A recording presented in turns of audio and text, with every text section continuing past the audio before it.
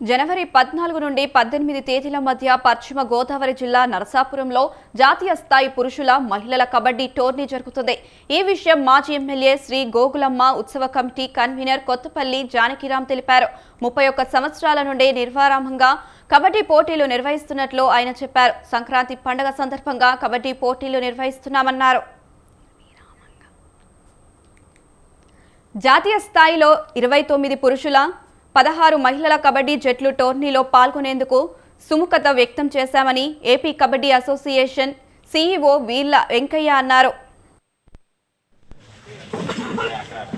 సంక్రాంతి టైంలో మనకి మన జనం అంతా కూడా ఎక్కడ హైదరాబాద్లో, వైజాగ్లో, అదేవిధంగా బెంగళూరు, వేరే వేరే స్టేట్స్లో కూడా సెటిల్ అయిన వాళ్ళంతా కూడా ఆ టైంలో రావటం, ఆ టైంలో సరదాగా అందరూ కూడా మన నర్పూర్ అంటే కబడ్డీకి అలవాటు పడ్డారు. కబడ్డీ పెట్టకపోతే మన లాస్ట్ ఇయర్ 2 days లేట్ అయితే చాలా ఇబ్బంది పడ్డారు. అయినా సరే లాస్ట్ ఇయర్ మన వీర్లవెంకయ్య గారు పట్టుదలతోటి దాన్ని టోర్నమెంట్ని కూడా బాగా రన్ చేస్తున్నారని ఆయన కూడా నేను